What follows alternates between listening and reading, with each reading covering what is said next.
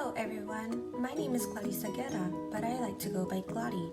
I'm 21, currently living in Edinburgh and attending UTRGV. I am currently a senior working on my 2 last semesters here at UTRGV and plan on graduating with my bachelor's in early childhood.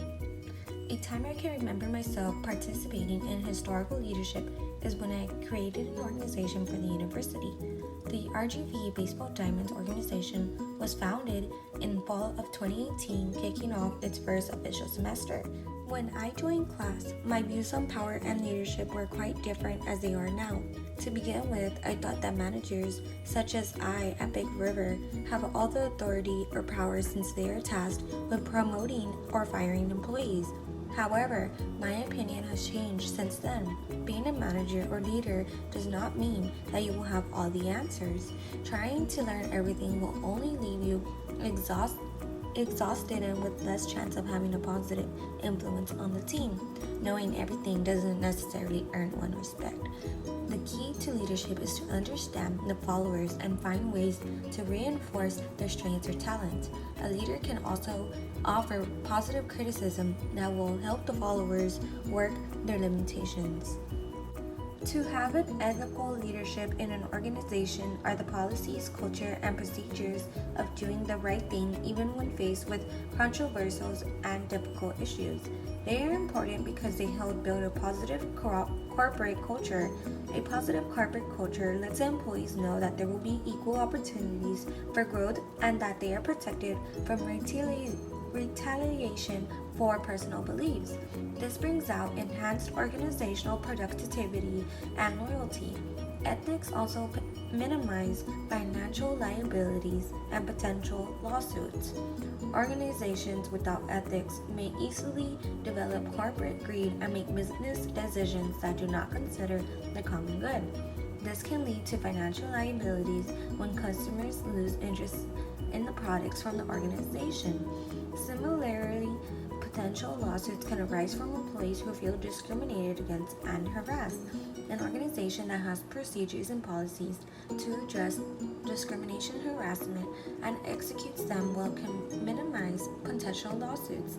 In discrimination and harassment, in addition, organizational ethics can boost customer confidence. Employees in an organization need to know how to treat customers because customer satisfaction is essential to the success of an organization. The transformational leadership theory explains the actions of a leader who works with teams to identify required change, creates a vision to guide the change through inspiration, and executes the change together with the committed members of the group.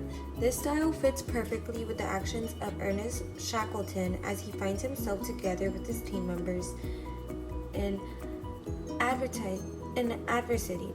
When Shackleton finds himself in crisis on his expedition to the Antarctica, he gets down with himself, reflects, thinks, and figures out what to do with the overwhelming circumstances that he finds himself in.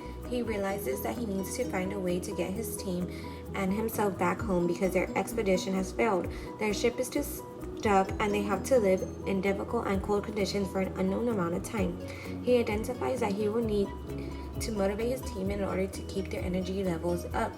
He achieves this by maintaining a positive attitude throughout their time, motivating them through incentives such as warm milk and developing a routine that each of them can keep following them to keep occupied. He also makes sure that they understand that they will all get home. This vision sticks with them throughout the challenge they face. Finally, he executes the change by working with his members to find ways in which they could get back home, including sailing with the lifeboats to help him find. My own philosophy of leadership is to have the ability to bring out change through leading by example, encouraging others, and taking initiative. I find that it is easier with a relational leadership model because of how it involves people working together in a bid to make a difference or effect change for the common good. It involves various steps such as inclusion, empowerment, purposefulness, process orientation, and ethical behaviors. I embrace inclusion because I believe that each individual can make a difference. Therefore, I make a point of actively listening to what others in the team have to say. I then empower them by giving them an opportunity to be involved in the decision-making process. This enables the growth and development of the team. Taking initiative allows me to demonstrate exactly what we are working for. The team needs to be purposely and understanding of what is being targeted and what is required of professionals. Having a standard to aspire to is an important thing in leadership. Finally, as a leader, I believe that the process is just as important as the outcome. Ensuring that the team understands how they need to function as a team is crucial, and there needs to be collaboration all through the process. Leadership to me is a process of influencing and encouraging others to do the right thing. It is about mapping out what you want to accomplish in an organization or within a team and inspiring others with a vision of how it can be accomplished. It involves traits such as honesty, integrity, and resilience, which others can look up to in the road to achieving set goals. Leadership is also about making brave decisions and sticking to them. This is because there are others who look up to those in leadership for guidance. A leader needs to be firm in his or her thought process and not appear to waver, because it can shatter the confidence of those who are looking up to the leader. Leadership also needs to strike a balance between being accommodative and assertive. Being accommodative is essential because it fosters cooperativeness within the members of a team and allows the leader to adopt their style of leadership as the circumstances demand. On the other hand, assertive leadership ensures that a leader is able to communicate their ideas, feelings, wants, and needs in a way that gets the job done. In difficult situations, assertive leadership can help a leader take responsibility for their behaviors, feelings, and thoughts while getting his or her points across. I feel that a combination of accommodative and assertive leadership can be more effective in getting the cooperation that one needs from the team, while also ensuring team goals are met by being able to put one point across.